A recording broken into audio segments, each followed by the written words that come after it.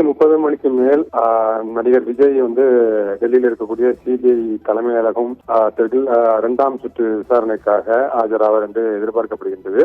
நேற்று மாலையே அவர் சென்னையிலிருந்து கிளம்பி டெல்லி வந்துவிட்டார். டெல்லியிலிருந்து தற்பொழுது டெல்லி நட்சத்திர ஹோட்டலில் இருந்து தற்பொழுது அவர் புறப்பட்டிருக்கின்றார். சிபிஐ தலைமை அலுவலகத்திற்கு இன்னும் சற்று நேரத்தில் அவர் இந்த 2ஆம் கட்ட விசாரணைக்காக வந்துவிடுவார் என்று எதிர்பார்க்கப்படுகின்றது. இதற்காக நாம் ஏற்கனவே பார்த்தது போல முதற்கட்ட விசாரணை ஜனவரி 12ஆம் தேதி நடைபெற்றது.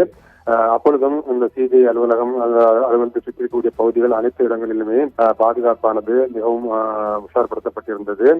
டெல்லி காவல்துறை அதுபோல மத்திய பாதுகாப்புடையினர் என பல தரப்பினரும் பாதுகாப்பில் ஈடுபட்டிருந்தார்கள். அதே போல்தான் தற்பொழுது இன்றைய தினமும் அங்கு அந்த பாதுகாப்பானது பலப்படுத்தப்பட்டிருக்கின்றது. மோப்ப நாய்கள் துணையுடன் அங்கு பாதுகாப்பானது தொடர்ந்து ஆய்வுகளானது மேற்கொள்ளப்பட்டது, சோதனை மேற்கொள்ளப்பட்டது. இந்த நிலையில்தான் தற்பொழுது அங்கு மிகுந்த விசாரணை இருக்கின்றது அந்த பகுதி முழுவதிலுமே. இதனைத் தொடர்ந்து சிபிஐ அலுவலகத்தில் இன்னும் சற்று நேரத்தில் விஜய் ஆஜராவார் என எதிர்பார்க்கப்படுகின்றது. கடந்த 12ஆம் தேதி அவர் சாட்சியாக நாம் தொடர்ந்து பார்ப்பது போல அவர் ஒரு சாட்சியாக அழைக்கப்பட்டிருக்கின்றார். அதன் காரணமாக அவரிடம் அந்த வாக்குமூலங்கள் பதிவு செய்யப்படுகின்றது. அங்கு கரூர் சம்பவத்தின் பொழுது என்ன நிலைமை, என்ன நடந்தது என்பது தொடர்பாக அப்போது இருந்த அந்த கள நிலவரம் தொடர்பாக, ஏனென்றால் அவர்தான் அந்த பரப்புரை மேற்கொண்டிருந்தார், தேர்தல் பிரச்சாரம் மேற்கொண்டிருந்தார். அந்த நிலையில் அவருடைய கருத்துக்கள் என்ன என்பது தொடர்பாக அவருடைய வாக்குமூலமானது தொடர்ந்து பதிவு செய்யப்பட்டு வருகின்றது.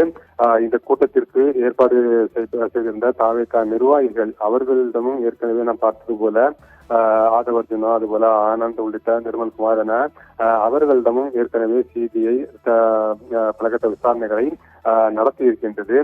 அதன் அடிப்படையில் தற்பொழுது விஜயிடம் 2ஆம் கட்ட விசாரணையானது இன்றைய தினம் நடைபெற இருக்கின்றது. நாம் ஏற்கனவே பார்த்ததில் கடந்த முறை 12ஆம் தேதி 6 மணி நேரத்திற்கும் மேலாக அவரிடம் விசாரணையானது நடைபெற்றிருந்தது, வாக்குமூலம் பெறப்பட்டிருந்தது.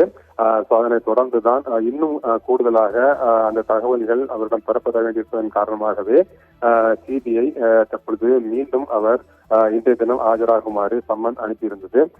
கடந்த முறை விஜய் கொடுத்த அந்த தகவல்கள் ஏற்கனவே அவர் கொடுத்திருந்தார். நாம் பார்த்தது போல அந்த தகவல்களானது முழுமையாக இருக்கின்றதா, போதுமானதாக இல்லாத ஒரு காரணத்தினால்தான் தற்பொழுது மீண்டும் அவர் விசாரணைக்காக சம்மன் அனுப்பப்பட்டு அவரிடம் விசாரணையானது நடைபெற இருக்கின்றது. நாம் ஏற்கனவே பார்த்தது போல அவர்களுடைய தாவேகா நிர்வாகிகளிடம் ஏற்கனவே வாக்குமூலங்களானது பெறப்பட்டிருக்கின்றது. அவர்களிடம்